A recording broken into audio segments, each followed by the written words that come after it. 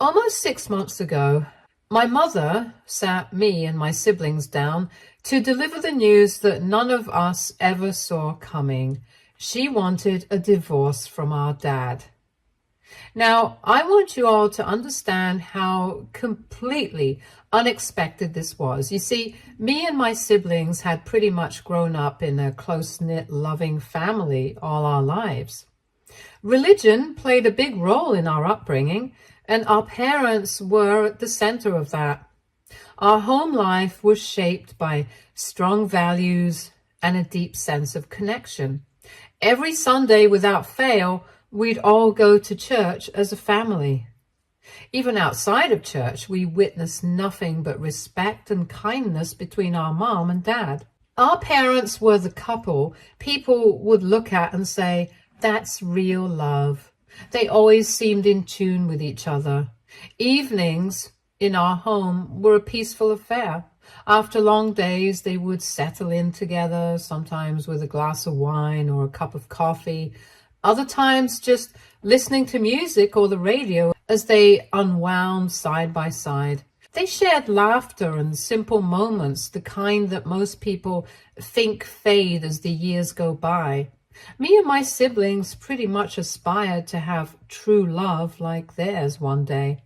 So when our mom told us that she wanted a divorce, we thought she was playing a prank on us to see our reactions. We repeatedly asked her if this was a joke, but when she continued to seem serious, we started asking what was up with her. Me and my siblings no longer stayed with our parents, but we did all talk to them regularly, so we thought we knew everything going on between them. It wasn't just the news itself that shocked us.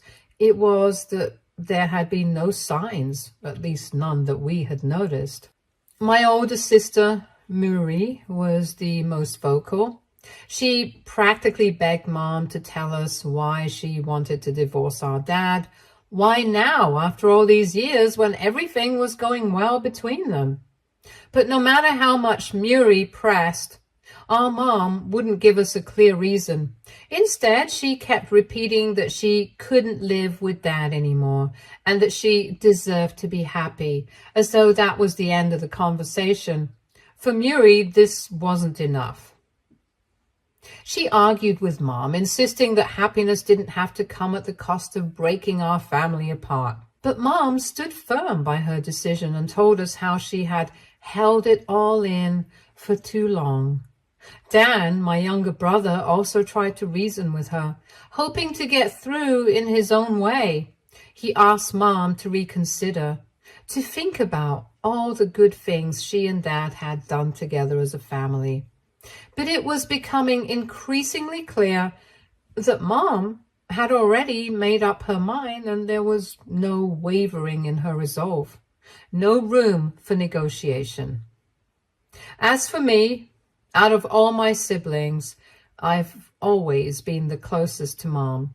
Maybe that's why I didn't feel the need to argue with her as much as Muri or Dan did.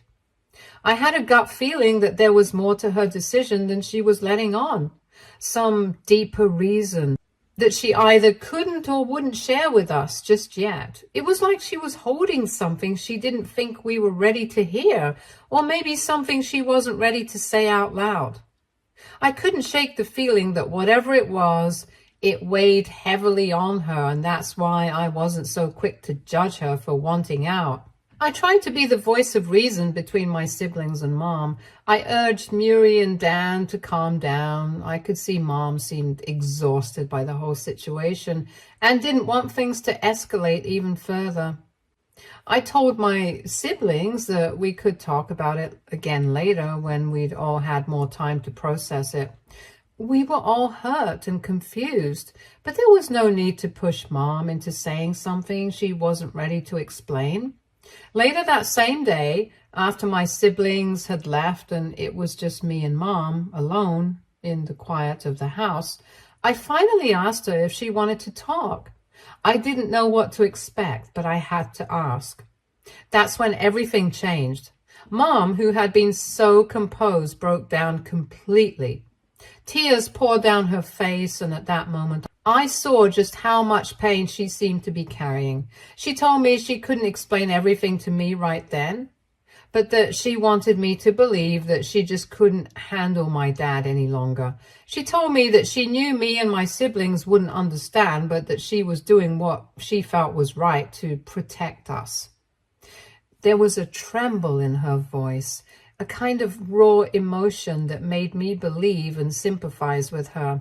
I trusted that Mom had thought long and hard about this before saying anything, so I left the conversation at that. In the days that followed, the reality of the situation began to set in. My dad moved out of the house and went to stay with Miri and her boyfriend who lived nearby. We did talk to Dad about the divorce also. We thought maybe, just maybe, he knew something that we didn't. Something that could make sense of all the confusion. But when we approached him, he seemed as lost as we were. He told us that he was blindsided by Mom's decision and insisted that he had no idea why she wanted to end things all of a sudden. He said that from his perspective, they always had a happy marriage, and he couldn't think of any major issues that would lead to something as drastic as a divorce. He kept telling us that because he loved Mom so much, he didn't want to fight her in this since her mind was made up. So he was going to give her some time apart and let her think things over. However, Miri has always been a daddy's girl, and having Dad live with her only intensified her desire to fix things between our parents. She and Dad would often come by our Mom's place to talk, sometimes bringing flowers or trying to lighten the mood, hoping to change Mom's mind. But no matter how hard they tried, Mom wouldn't budge or reveal anything to Miri. As a result, my sister and Mom would end up in multiple arguments. Miri refused to let the matter rest and constantly blamed my mom for going through with the divorce when nothing seemed blatantly wrong in their relationship. Unfortunately, just as Mom was preparing to file for divorce, she collapsed one day out of nowhere, as she couldn't breathe properly, and she was taken to the hospital. There, she was diagnosed with lung cancer. This news hit us like a tidal wave. None of us saw it coming. Mom had never smoked a day in her life, which made it even harder to believe that she had developed such an aggressive form of cancer. The doctors were upfront with us. They told us that even with chemotherapy, her chances of survival were slim. The words hung in the air like a death sentence, and all of a sudden, the divorce, the arguments, the confusion seemed to pale in comparison to this looming, unthinkable reality. We couldn't imagine living without Mom. After this news, Miri and Dan, already frustrated with Mom's unwillingness to explain her decision, doubled down on their belief that her sudden choice to divorce Dad was somehow tied to her cancer diagnosis. They convinced themselves that the stress, or maybe even the cancer itself, had clouded her judgment. They started saying things like, maybe Mom's lost her mind, or the cancer is making her act this way. It was their way of trying to rationalize her moodiness, and that the abruptness of her wanting to leave Dad was symptoms of the illness only, and not a decision she had made consciously or for legitimate reasons. Once again, they tried to convince Mom to reconsider, to take Dad back, especially now that she was sick and could use his support. But this time, Mom was firmer than ever. She got pissed and asked them to stop behaving like immature children. She had made her choice, and no amount of pleading or guilt would make her go back on it. That's when things exploded. Miri and Dan began yelling at Mom, accusing her of not thinking about the family, and claimed that she was hurting all of us, including Dad, by insisting on this stupid decision of hers. It was painful to watch. This is when I couldn't stay silent anymore, and I stood up for Mom against my siblings. As their arguments escalated, I told my siblings to back off. I reminded them as calmly as I could that Mom was an adult who had the right to make her own decisions, even if they didn't agree with them. My words didn't go over well with Muri. This was the first time that I had shown my siblings clearly that I sided with Mom, and they didn't like that. Muri just scoffed, clearly furious with me for taking Mom's side when in her eyes she was the wrong parent in this situation. She told me that Mom's brain wasn't working properly because of the cancer, and how Mom would regret leaving Dad in her final moments. She'd realized she had made a huge mistake, but it would be too late to fix it. Her words were cruel and filled with a kind of bitterness I hadn't expected from my sister. I asked her and Dan to leave Mom alone, and that even if Dad wouldn't be here, I would be with her every step of the way. They just rolled their eyes at me and left. It was heartbreaking to see how this situation had torn us all apart, not just as a family, but as siblings who were once so close. As the months went by, my life took on a new rhythm, one that revolved around caring for Mom as she went through chemo. As promised, I was the only one there for her consistently. It wasn't easy. Sometimes I'd catch Mom crying alone in bed, trying to hide her pain from me. Seeing her like that would break my heart because I knew she was going through a lot. Because my mom was busy battling cancer, she had decided to hold off on the divorce for the time being. But she continued to live separately from Dad. In time, I practically moved in with my mom. It just made sense. I worked from home, and it was easier for me to be around to help out when she needed it. I didn't mind a bit. In fact, I felt a responsibility to be there for her, especially since it was becoming increasingly clear that my siblings and Dad were not really concerned for her. They rarely came by to visit, and when they did, it felt forced, almost like a duty they resented. They resented Mom for breaking up the family, and their visits became less about supporting her through cancer and more about showing where their loyalties lay. One day during our cousin's birthday party, I had finally had enough. Muri brought up Mom's decision again, asking me if she had said anything new about their separation. Her constant questioning was starting to wear me down. I shook my head and told her that Mom hadn't said anything more. But then I asked her something that had been bothering me for a while. Why was she only questioning one parent? Why was Mom always the one under the microscope? If Muri was so desperate for answers, why wasn't she asking Dad just as many questions? It wasn't fair to keep putting all the blame on Mom when clearly both of them were hiding something. Yes, Dad had told us that he was blindsided. But why should we believe him when he might be hiding something from us too? I could sense it. There was more to this story, and it wasn't just on Mom's shoulders. This ended up sparking a huge disagreement between Muri and me. Muri was furious with me for defending Mom yet again, and I was angry that she couldn't see things from a broader perspective. The tension that had been building up for months finally erupted. It felt like all the anger and frustration we had been carrying finally came spilling out. Everyone at the party was staring at us, wondering what was going on.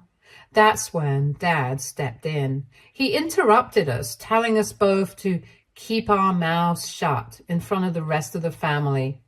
He said that he would talk more about this later. But for now, he wanted us to drop it. After the party, Dad finally sat us down, me, Muri, and Dan, and with a serious, almost weary expression, revealed what he claimed was the real reason behind his separation from Mom. He told us that some time ago, back when Mom was still healthy and working, he had caught her cheating on him. with one of her co-workers. He didn't go into too many specifics about how he found out, but he said they had fought bitterly over it. According to Dad, after months of tension and arguments, Mom eventually decided to leave him, supposedly because she wanted to pursue happiness with this other man. To say we were stunned would be an understatement. Cheating in a marriage is not taken lightly in our community. I mean, for us, marriage is supposed to be forever, and that is what we had been ingrained with from our childhood. I could feel the shock and confusion settling in the room, and I wasn't sure what to believe. I had never suspected that Mom was involved with someone else. The idea of her having an affair was something I had never even considered. My siblings, especially Muri, were immediately angry, not just at Mom, but at the situation itself. At how we had been left in the dark for so long, only to be hit with this bombshell. It was a lot to process. But there was a part of me that found the whole thing hard to believe also. I mean, I had been spending so much time with Mom due to her illness, and nothing about her behavior suggested that she had been unfaithful or that she was hiding such a massive secret. No guy had even shown up to help her out in all the days I had lived with her. I mean, Mom was pretty much allowed to date whoever she wanted now that she was separated from Dad. So where was this supposed mystery man? It didn't fit the image of the woman I had always known. I felt torn between what Dad was saying and what I knew of Mom, who had always seemed honest and upfront with me. Muri and Dan, however, immediately called Mom, demanding answers from her. They brought up Dad's accusations and angrily asked her if this was true. This is when Mom started to laugh. She called the whole thing ridiculous and petty, saying that Dad was grasping at straws to make himself look like the victim, when the reality was very different. Mom was adamant that she had never cheated on Dad. She was furious at him for trying to paint her in a bad light, and even went as far as to call him a sick, disgusting man who was trying to ruin her life even in her final days. She was clearly hurt, not just by Dad's accusations, but by the fact that this drama was unfolding and my siblings were actually believing his nonsense and questioning her about it. However, my younger brother Dan kept pushing and told Mom that she needed to tell us her version of the story, and that if she continued to stay silent, it would just mean that Dad might be telling the truth after all. He pointed out that after all, Dad was the only one willing to talk, the only one putting a narrative forward, and that made Mom's silence seem more like an admission of guilt. Mom simply replied that she didn't want to ruin our image of a family and was adamant that in her final days, she just wanted peace and time with us. She begged us to stop pestering her about Dad and the divorce. But Dan and Muri were not having it. They felt betrayed and angry because Mom constantly dodged the full story. They told her in no uncertain terms that they were done with all the hiding.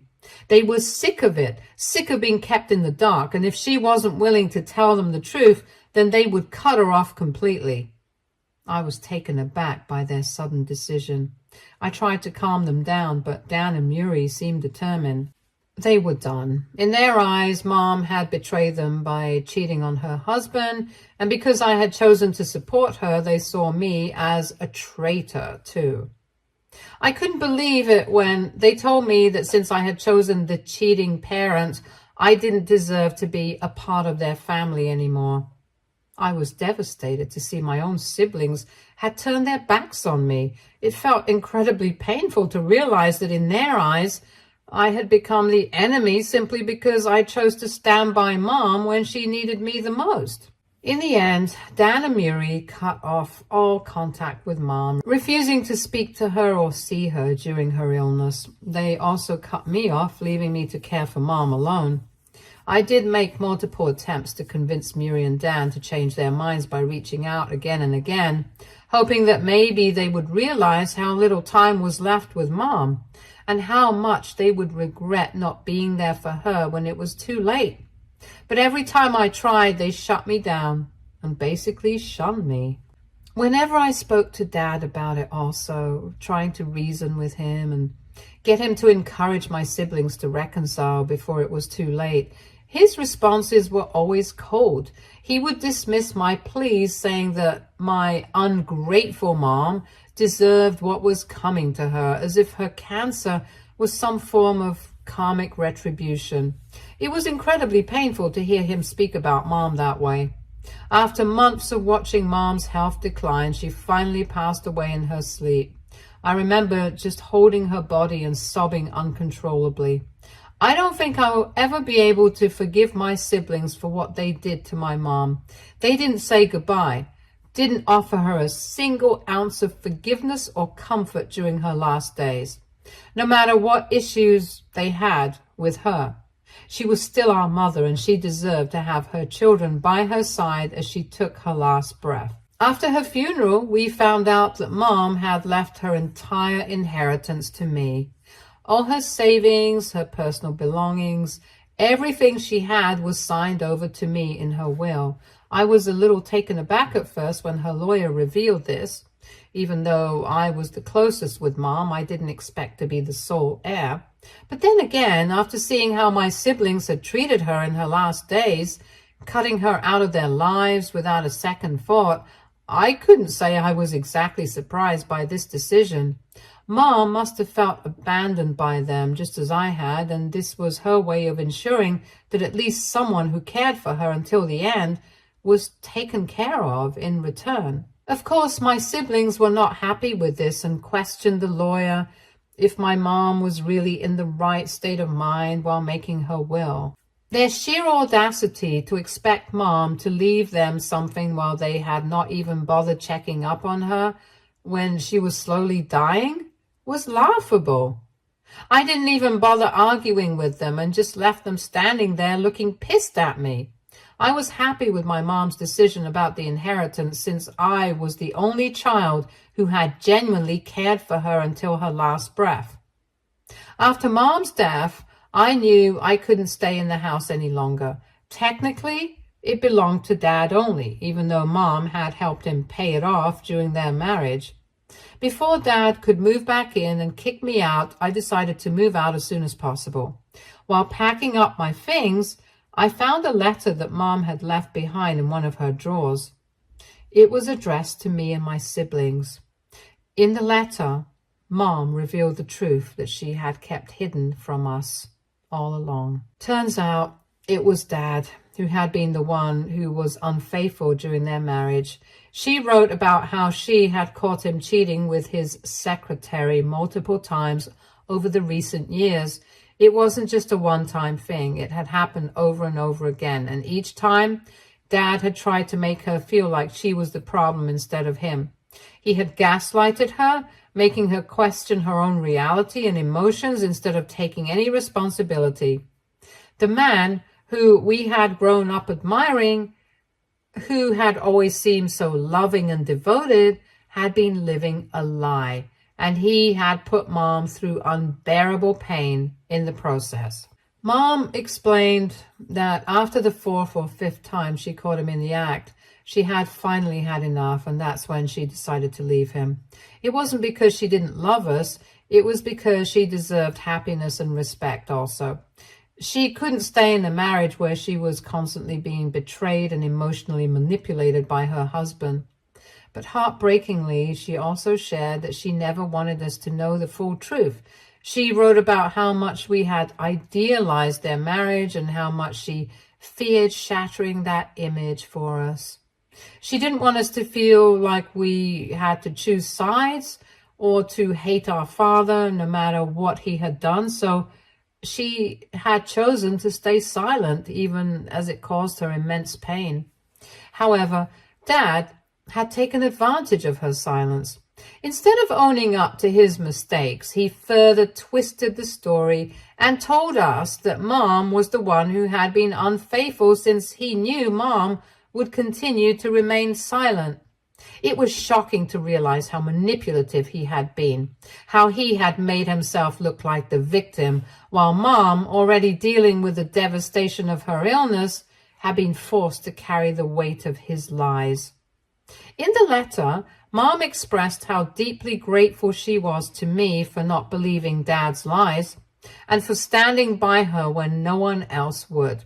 She knew that I had been the only one who trusted her through it all, and she thanked me profusely for giving her comfort and support during her final months. She wrote about how much it hurt her that Miri and Dan had sided with Dad, believing his version of the story without question. She was devastated by how they made her final moments on Earth even more difficult than they already were, which is why she had decided to leave behind this letter that had the entire truth. Reading her words, I was overcome with both sorrow and anger. I finally understood why she had been so insistent on leaving Dad, why she hadn't wanted to explain herself in detail to us. I felt a deep sense of loss for my siblings who had chosen to believe a lie, cutting off their mother when she needed them the most. I could have sent my siblings a picture of Mom's letter right then and there, but after seeing how they had behaved at Mom's funeral, I was pissed off by their entitlement behavior.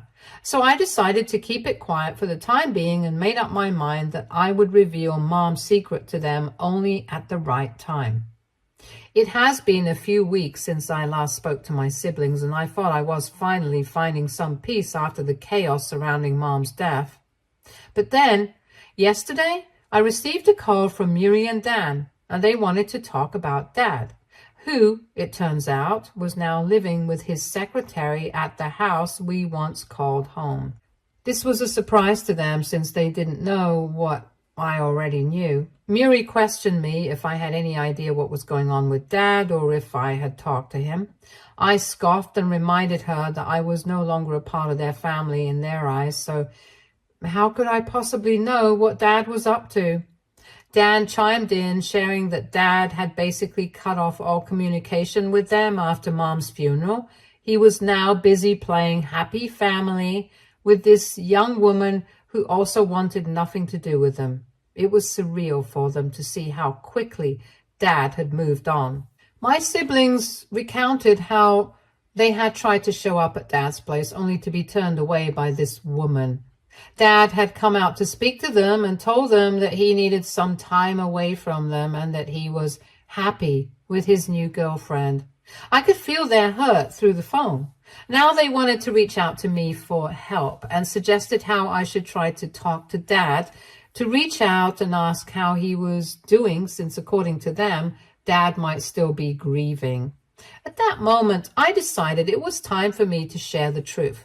I told them about the letter Mom had left behind, how she had opened up about Dad's affair with his secretary long before she had passed away, and the manipulation she had endured over the years. I knew my siblings would find it hard to believe me, so I even sent them photos of the letter, knowing they couldn't argue against her words anymore. As you can imagine, instead of the understanding and remorse I hoped for, my siblings immediately turned on me. They were furious, claiming I had knowingly kept this truth from them all along, and accusing me of manipulating my way into getting all of Mom's inheritance, as if I had somehow plotted this from the start. It was infuriating to hear their accusations. In their anger, they insisted that I should have tried harder to convince them of Mom's innocence and how they had only believed Dad and taken his side at the time because he was the only one willing to talk with them about the separation. I reminded them that Mom never wanted anyone to take sides. All she needed was for them to stop hounding her and to spend time with her as she was dying. I emphasized that Mom was a grown woman who didn't owe us any explanations for her choices, but all they had done was make her feel bad and blamed her cancer-ridden body for her decision. Since then, my siblings have been texting me about how they feel guilty about everything that has happened and are now asking for my forgiveness for not having supported Mom. They think I'm being too harsh on them, claiming they didn't know the whole story, so they should not be blamed for their actions. AITA for continuing to be pissed at my siblings for believing our cheating dad over our mom. Update 1. I'm relieved that the general consensus is that I'm not the bad guy in this situation. I'm really grateful I stayed by my mom's side, even though my sleazy dad would have preferred for her to be alone in her final days. For everyone asking why I didn't confront him, why should I? Do you really think that guy is going to accept what he did? Do you honestly believe he'll acknowledge his mistakes? Absolutely not. A man who would try to turn his own children against his dying wife is someone I no longer want to be related to. Looking back, I realize I was at fault for always idealizing our parents' marriage and believing that everything was perfect between them. God only knows what else my dad might have put my mom through. As some of you suggested, this may not have even been his first affair. He could have done this before, and my mom might have endured it silently before. However, now that all the children had moved out and she had her own savings, Mom had finally seen this as a chance to stand up for herself. It's unfortunate that cancer took her life before she could enjoy the rest of her days. My mom deserved a better husband, and she also deserved better children than my siblings, who would have probably continued to side with my dad and would have never felt guilty about their decisions if Mom hadn't written that letter to us. Update 2. I just wanted to update everyone that my siblings confronted Dad about everything. They showed him pictures of Mom's letter and demanded he tell them the truth. Eventually, Dad broke down and admitted that he had been in love with his secretary for a long time, but never had the guts to leave Mom. He confessed that the woman is now pregnant, which is why he moved her into the house immediately after Mom's passing. This means that while my mom was dying, my dad was busy having his secret affair behind all our backs and acting like a victim to our faces. After this confession, my siblings had no doubts left and yelled at my dad for lying to them. Later, Miri and Dan did call to apologize and told me about how the confrontation with Dad went. However, I'm pretty much done with them. I've asked them to leave me alone for the time being. Will only contact them in the future if I can ever forgive them. Update 3. It's been 5 months since my last update. I have been seeking therapy to deal with Mom's passing, as her absence has been really hard on me. I've heard from my siblings, with whom I maintain a somewhat decent relationship, that Dad's young girlfriend has finally given birth. Given his old age, he's now facing the challenge of parenting all over again. My siblings are outraged and have cut off all contact with him. Stay tuned for more stories from Argo Relationships.